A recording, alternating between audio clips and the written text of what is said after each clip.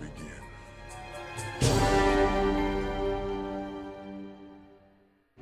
Welcome. I am Brother Max. It is October 17th, 2025. You know what that means? It is day 17 of the 31 Days of Fright horror movie project, year 13. And as you can see by that bright red case, Tusk is still here. And if you haven't figured it out, Tusk is going to be here till the end of the month, till day 31, for all 31 days of the 31 Days of Fright. Now, as in yesterday's video, I was a little mentally and physically exhausted, so I kind of had to lift the veil a little bit and talk about the movie in a certain way. And tonight, I want to give a huge shout out to a co-worker that helped me kind of find a proper and good topic for tonight's discussion. Is Goats, or Josh. I really appreciate the topic of discussion for tonight, because I was really struggling. I promise you that. So, and that topic is the cinematography of Tusk. That's like how the camera moves, how it looks, just the overall, some way may say that's like an additional character of the movie, because the camera really does do the work of putting these characters on screen. So, but I'll dive deep into that in a second by asking you to do a few things for me by clicking subscribe, hit the bell, leave a like, leave a comment, and share. And when you leave a comment, I want to hear if you notice this. What's your favorite kind of movement in a movie? Like, does it like in Star Wars, you know, like where it's like it has the big crawl, and then the camera pans down, and then you see the ship kind of go over the camera? Or do you like dialogue scenes like in Kevin Smith's movies? Or there's one particular shot in Clerks 2. I think it's in another movie. I can't remember what it was. I think maybe Goodfellas or something like that, where it's Dante and Randall just kind of standing outside back of movies, and they're talking, and the camera's just spinning around them, and because it creates like kind of that right there is a prime example of creating like a feeling of anxiety and stuff like that. So, but that's what I want to hear. Do you have a favorite kind of camera technique, I should say? And as well as do this for the these awesome people. You got Professor Macabro, you got the 13th Wolfman, you got Echo, who's doing two different themes on Echo Zombie and No More Monsters. That's awesome. You got Jennifer Tochi. You got the people who are just keeping the spooky season alive with Bones, Hobbs, Mayanne, Lamonia, Net, just like all of these people. Even people who, like my coworker, just watching the movies and just keeping the spooky season alive. And so go show them some much needed love. So, like I was mentioned, the camera, the cinematography of the movie really makes or break a movie sometimes. Like, sometimes it can look super terrible, like a movie that you would find on Tubi, you know. Sometimes, like, it's not shot well, it's not lit well, you know. It's like sometimes it's just, you can tell when a movie, it just doesn't look right, you know, like soap opera-y or whatever. And whereas in Tusk, like I got into the discussion at work about the cinematography. Like, Kevin Smith has a unique style. Like, he knows how to, like, he doesn't have like these close-ups, you know, like he does in Tusk, because when you have like 3 and 4 and 5 characters and they're all on screen, he knows how to kind of like work that, makes that look really well. Like Mallrats, prime example, is like when we first meet Jay and Silent Bob. You got Brody, T.S. Quint, Jay and Silent Bob, and they're just kind of standing in front of the pet store, you know. They're just talking and whatnot, and they're frantically moving back and forth, and it's like that's a hard feat to do just by just doing quick dialogue like that, especially at his speed of like talking. Like Quentin Tarantino, like his movies, like they have like a rhythm, and so does Kevin Smith as well. But when you watch like Tusk or Red State, in specifically those two, like, you couldn't tell those are Kevin Smith movies. Okay, that's what I'm getting at, because he has a certain way of filming his movies.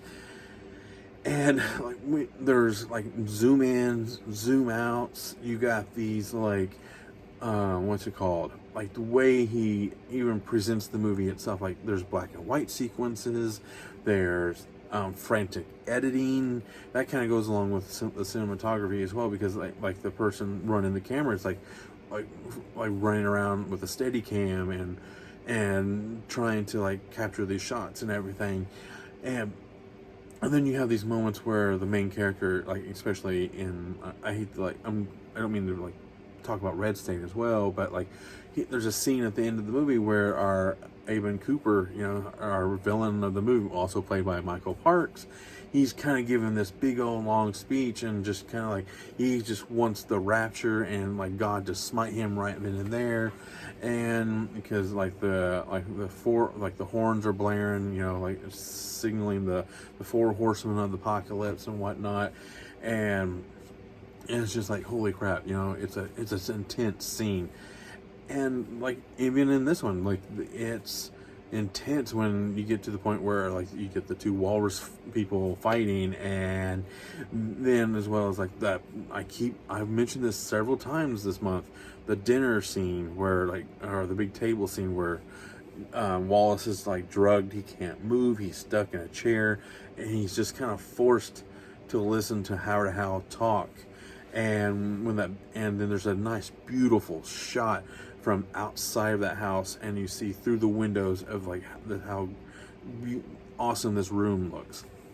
And it's a fantastic shot.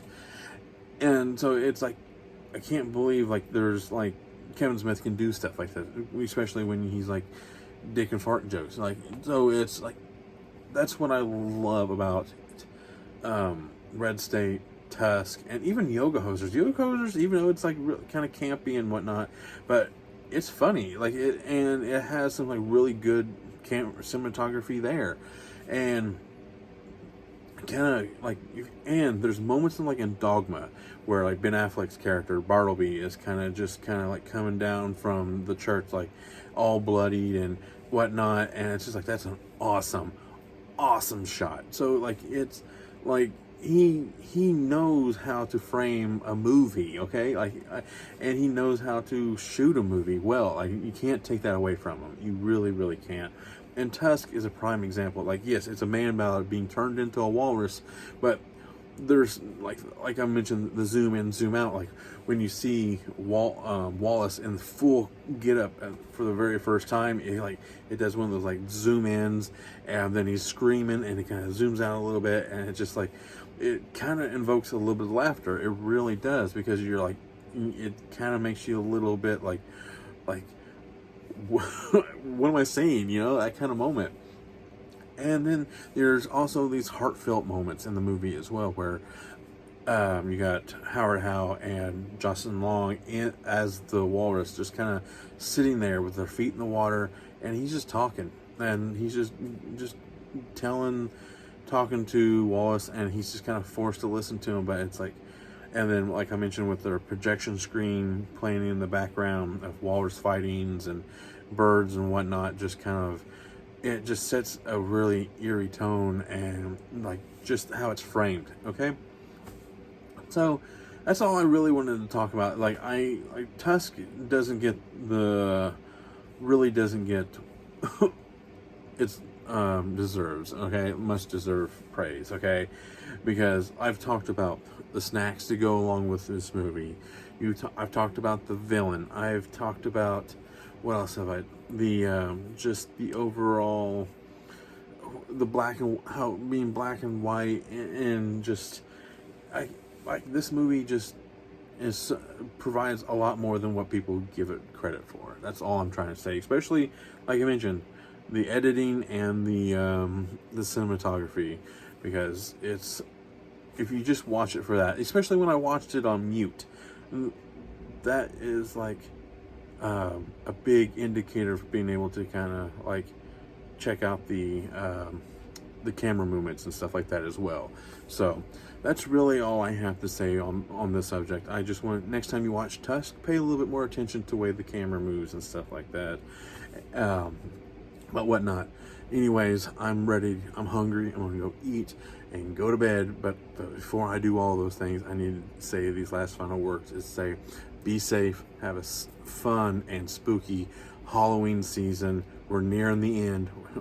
I can't believe how fast this month has been going by, and as well as thank you.